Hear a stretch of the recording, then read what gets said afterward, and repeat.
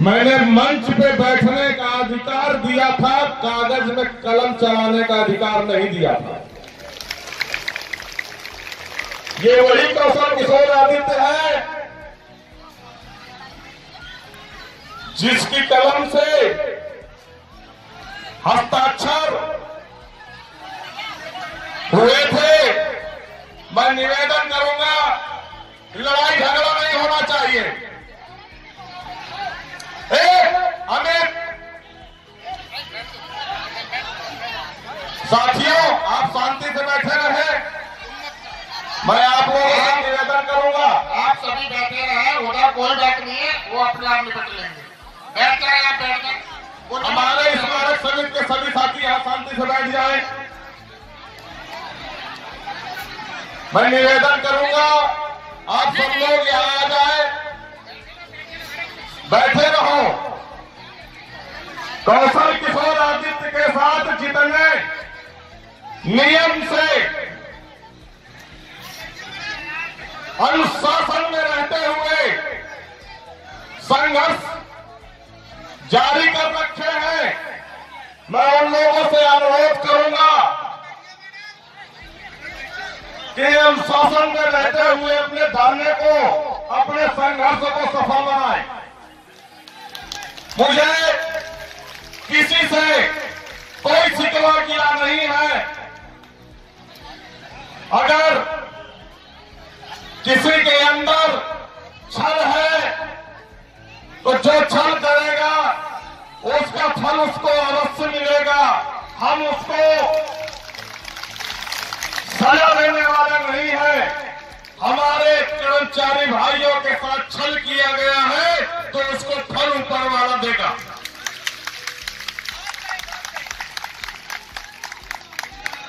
इस मंच से मैं आह्वान करूंगा,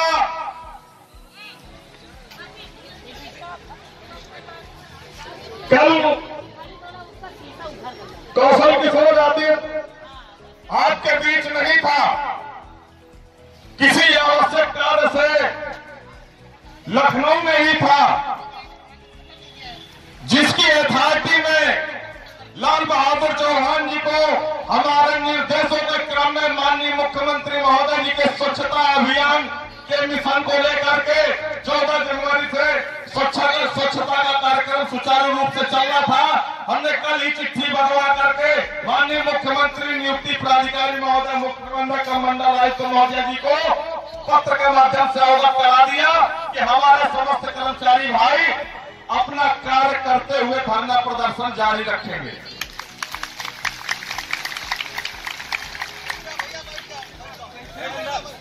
आज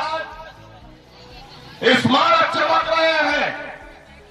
हम अपने नियुक्ति प्राधिकारी महोदय जी को बताना चाहेंगे कि आपने इतने कार्यवाहियां की, कार्यवाहियों से कार्य नहीं कराया जा सकता महोदय। हमने एक निवेदन किया अपने भाइयों से, बहनों से, और किसी से कहने भी नहीं गए कि कल से काम होना है। हमारे कर्मचारी भाई इतने समझदार हैं, बहनें इतनी समझदार हैं कि उस पत्र का तुरंत संज्ञान लेते हुए आज अपने पति दायित्व का निर्वहन करते हुए धरना स्थान पर उपस्थित हुए। साथियों, हमें किसी के भाइयों नमस्कार बहकावे से नहीं,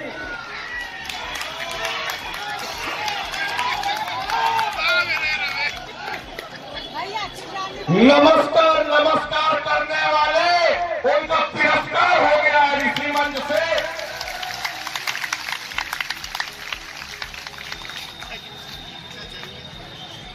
तिरस्कार भी होना जरूरी था। काफी दिनों से मैं आप लोगों के बीच कुछ बातें शेयर करना चाहता था। वो बातें आप लोगों को बताना चाहता चाहता था, लेकिन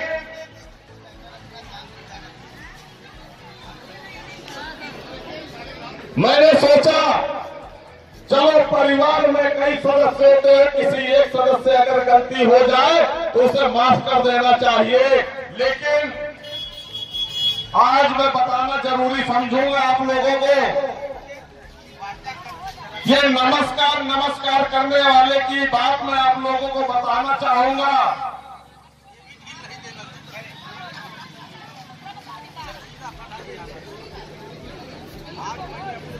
कि जब हम लोगों की प्रथम वार्ता हुई थी,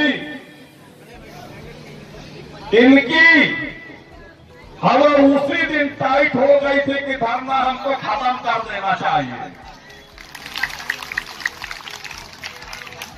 द्वितीय वार्ता हुई, द्वितीय वार्ता में मैं प्रत्यक्ष बहुत सही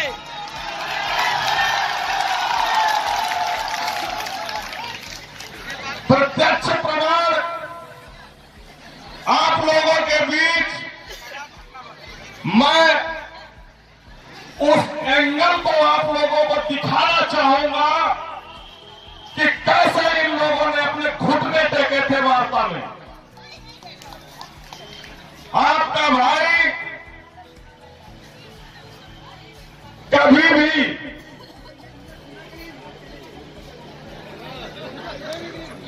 किसी से कोई भी बात इसलिए नहीं छुपाता है क्योंकि आप मेरे वो स्मारक परिवार के हिस्से हो और मैं आप लोगों से कोई बात छुपाना नहीं चाहता हूं। मैं ये बात बताना चाहता था कि इसलिए नहीं बीच में बताया कि आप लोगों के बीच में कभी कोई गलत संदेश न चला जाए।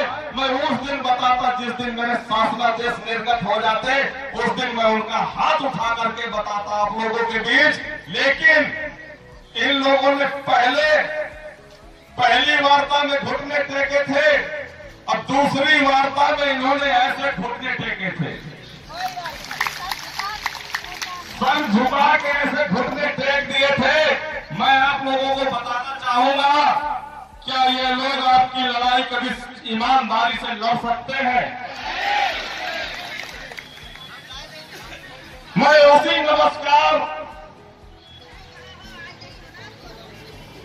के आदमी को नाम लेकर बताना चाहूंगा, मुकेश कुमार सोलंकी, जन सुविधा परिषद से। ये वही व्यक्ति है जो आप लोगों के बीच आकर के कहते हैं नमस्कार, आवाज नहीं आई। अरे आवाज तो यहाँ इतने लोग बोलते हैं, आवाज तो आती है, लेकिन तुम्हारी आवाज गूंगी हो जाती है जब वार्ता करने जाते हैं। हम वो शेर हैं, हम बंद कमरे में भी दहाड़ते हैं और खुले मंच में भी दहाड़ते हैं।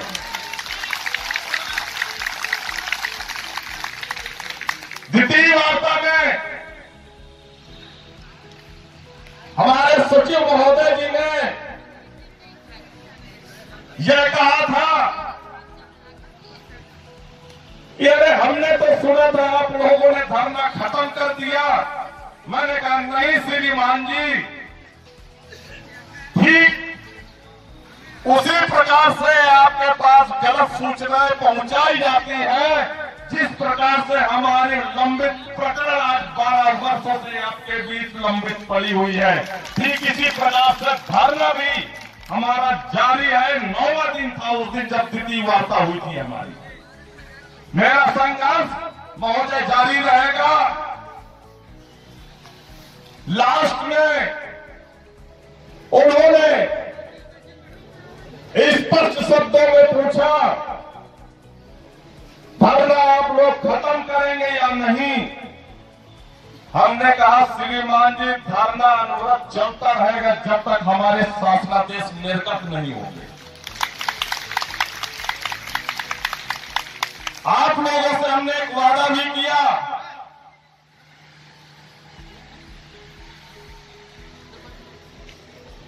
कि जो हमारे 168 परिवार हमारे बीच हमारे वो साथी नहीं रहे।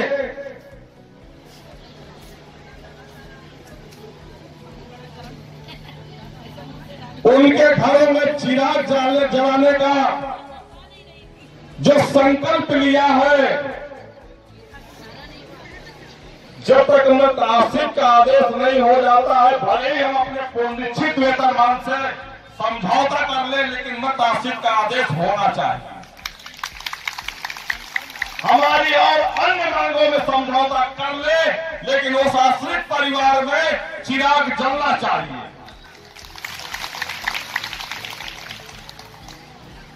साथियों, आप लोगों से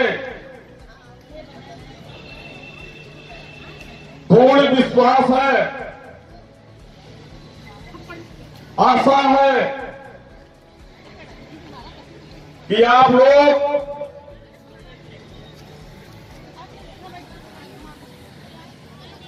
कौशल किशोर आदित्य को या हमारे मंचासीन टीम के सदस्य लाल बहादुर चौहान, विवेकानंद तिवारी, डॉक्टर दीपायन और तमाम सम्मानित साथी हमारे साथ कंधे से कंधा मिलाकर आप सभी इस संघर्ष को जारी रखे हैं। बीच में साथ मत छोड़िएगा साथियों, मैं आप लोगों को उस पार तक जरूर पहुंचाऊंगा। जिन लोगों के माध्यम से यह संदेश जारी किया गया है कि धरना स्थगित कर दिया गया है, मैं उन कर्मचारी भाइयों को संदेश पहुंचाना चाहूंगा जो आज भ्रमित होकर के धरना स्थल पर उपस्थित नहीं हुए हैं। उन लोगों से अपील करूंगा, निवेदन करूंगा, गुजारिश करूंगा कि आप लोगों का संघर्ष जारी है। आप लोग अपना पदीय दायित्वों का निर्वहन करते हुए 1 घंटे, 2 घंटे, 3 घंटे में अपना कार्य करके, साफ सफाई व्यवस्था करके धरना स्थल पर उपस्थित होने का काम करेंगे आप लोग। मैं उन साथियों से भी निवेदन करूंगा